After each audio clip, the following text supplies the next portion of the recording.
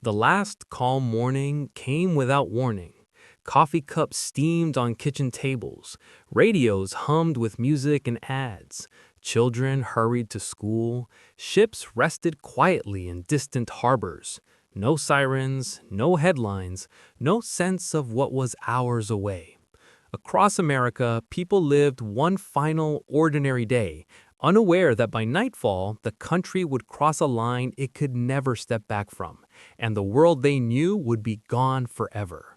On the morning of December 7th, 1941, the United States woke up to what felt like another quiet Sunday, a day shaped by routine rather than fear, and from the Atlantic coast to the Pacific shore, Americans moved through familiar motions without any clear sign that history was about to break into their lives, because in homes across the country, radios played music and sermons, newspapers lay folded on doorsteps, and families prepared breakfast as they always had, believing the distant war consuming Europe and Asia was still something happening far away, something debated in Congress and discussed in headlines, but not yet something that demanded personal sacrifice.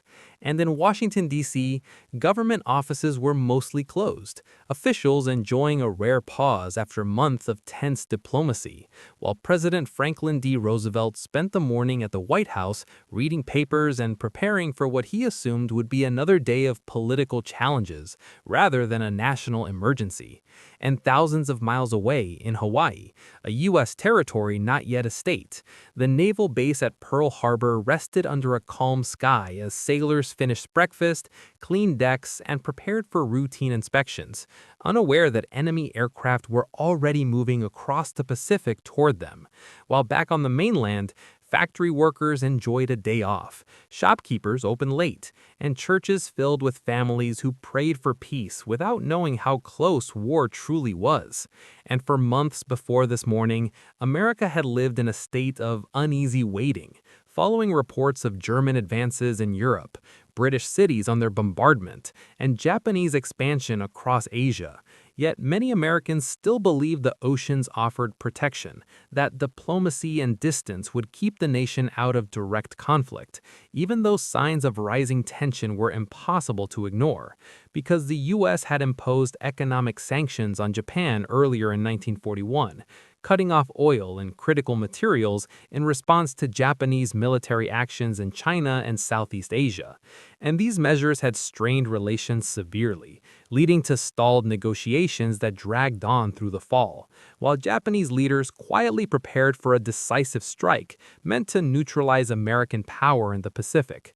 But on this Sunday morning, none of that preparation was visible to the average citizen, and in New York City, streetcars clanged along their tracks, newsstands displayed stories about sports and local events, and families planned afternoon outings, while along the West Coast, fishermen prepared their boats, farmers checked their fields, and military installations followed relaxed weekend schedules, because despite warnings from intelligence reports and rising global tension, there had been no public alert, no call to arms, and no sense that the day would become one of the most remembered dates in American history. And even within the armed forces, most personnel were not expecting immediate action, as ships at Pearl Harbor were lined up neatly along Battleship Row. Aircraft were parked wingtip to wingtip on airfields to prevent. Church bells rang across American towns, marking the hours of a day that would soon be divided forever into before and after.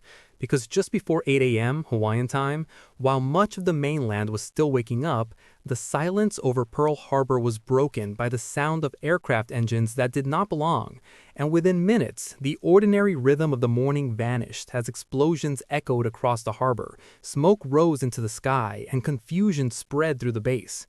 But back on the mainland, no one knew this yet because news traveled slowly and the radios still played music while families cleared breakfast dishes. And in Washington, word had not yet reached the White House, even as military messages began to move through command channels, carrying fragments of alarming information that would soon demand immediate attention. And when the first reports arrived, they were brief and unclear, suggesting an attack but offering few details, forcing officials to scramble for confirmation. And as these early messages reached Washington, the scale of what was happening remained uncertain because no one yet understood how coordinated or devastating the assault was. And while commanders tried to piece together the situation, American civilians continued their routines, unaware that ships were burning, aircraft destroyed, and lives lost thousands of miles away. And as the morning wore on, news agencies began receiving reports that something serious had occurred in Hawaii, prompting editors to interrupt regular programming and prepare special bulletins.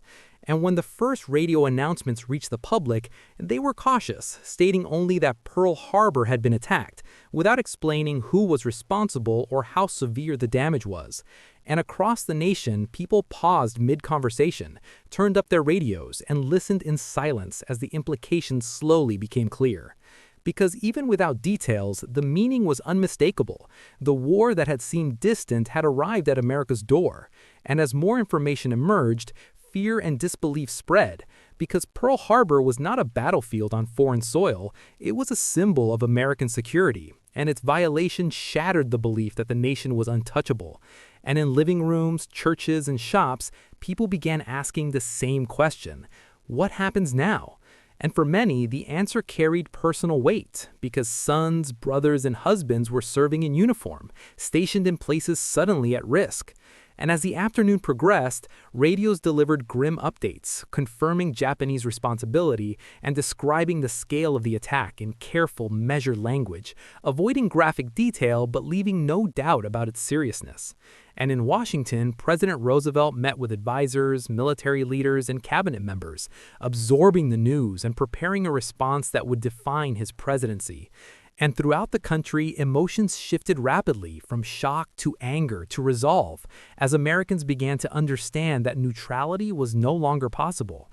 And yet, even as the nation braced itself, the full consequences of the attack were still unfolding because no one yet knew how many ships had been damaged, how many aircraft destroyed, or how many lives lost. And the uncertainty deepened the sense of crisis, pushing the country toward a moment of collective decision. And as night fell on December 7th, cities dimmed, families gathered around radios, and conversations turned to duty, sacrifice, and the possibility of war. While in Hawaii, rescue efforts continued under darkened skies, and commanders assessed the damage and prepared for what might come next. Because the attack had not only struck Pearl Harbor, it had struck the American sense of safety. And by the end of the day, it was clear that nothing would return to the way it had been that morning. Yet one crucial step still remained, because although the nation was emotionally at war, it had not. The waiting ended on the morning of December 8, 1941, when Americans turned their radios toward Washington and heard President Franklin D. Roosevelt speak with a calm firmness that carried across the nation, his voice steady as he described December 7 as a date that would live in infamy, explaining that the United States of America had been suddenly and deliberately attacked by the naval and air forces of the Empire of Japan. And in that moment, the uncertainty of the previous day hardened into purpose, because Roosevelt did not speak with panic or fury, but with clarity, laying out the facts as they were known, acknowledging the losses suffered, and stating plainly that the nation would defend itself and its people. And as his address continued, listeners understood that this was not a speech meant to stir hatred, but one designed to unite a country around responsibility and resolve. And within hours, Congress voted almost unanimously to declare war on Japan, transforming shock into action through a constitutional process that underscored the seriousness of the decision. And as the declaration passed, church bells rang in some towns while sirens sounded in others. Factories prepared to extend shifts, and recruiting stations saw lines form outside their doors, because the abstract debates of isolation versus intervention were over, replaced by the immediate reality of national mobilization. And even as America formally entered the war, the scope of what lay ahead was still only partially understood, because news from Hawaii continued to arrive in fragments, clarifying the damage and confirming that although the attack had been severe, key American aircraft carriers were not present in the harbor at the time, a fact that would later prove crucial. And on December 11, Germany and Italy declared war on the United States, binding America fully to a global conflict that spanned continents and oceans. And with those declarations, the nation's role expanded beyond the Pacific into Europe and North Africa, ensuring that the war would touch nearly every aspect of American life. And almost immediately, the machinery of mobilization began to turn, as factories that once produced cars, appliances, and consumer goods shifted toward tanks, aircraft, ships, and ammunition, guided by federal agencies that coordinated production on an unprecedented scale. And workers responded with long hours and a sense of shared purpose, many of them women who entered industrial jobs in numbers never seen before, filling roles left vacant by men who enlisted or were drafted. And across the country, training camps sprang to life, as young men arrived from farms, cities, and small towns, learning to march, to follow orders, and to trust one another, while families adjusted to absence and uncertainty, writing letters and listening closely to news updates. And although fear remained, it was balanced by determination, because Americans believed the war was necessary and just, a response to an unprovoked attack and a defense of democratic values. And this belief shaped public discourse, encouraging unity even as sacrifices mounted. And in the month that followed, the Pacific War unfolded across vast distances, with early battles marked by difficult losses and strategic withdrawals, reminding Americans that the conflict would not be short or simple. While in Europe, U.S. forces prepared to join Allied operations, training alongside British units and planning for future landings that would test their readiness and resolve. And throughout this period, because on the home front, daily life changed in visible and invisible ways, as rationing programs limited access to fuel, food, and materials, urging citizens to conserve and contribute, while victory gardens appeared in backyards and public spaces, symbolizing collective effort, and war bonds campaigns encouraged financial support, turning patriotism into tangible action. And despite the strain, there was a sense of shared mission that crossed social and economic lines, even as long-standing inequalities persisted, and in some cases deepened, reminding the nation that unity was a goal as much as a reality. And as the years passed, the cost of war became clearer, measured not only in resources but in lives, as casualty lists grew and communities mourned quietly, supported by rituals of remembrance and the belief that sacrifice had meaning. And through it all, leadership mattered, from Roosevelt's fireside chats that explained complex issues in plain language, to commanders in the field who adapted strategies to changing conditions, learning from setbacks and building toward eventual success. And by 1945, the momentum had shifted decisively as Allied forces advanced across Europe and the Pacific, closing in on Axis strongholds and shortening the distance to victory.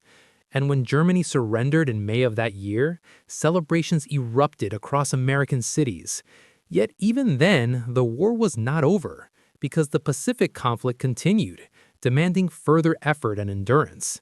And it was only after Japan announced its surrender in August 1945 that the long arc of World War II finally came to an end, bringing relief mixed with reflection, as Americans considered how profoundly the war had reshaped their nation and their place in the world.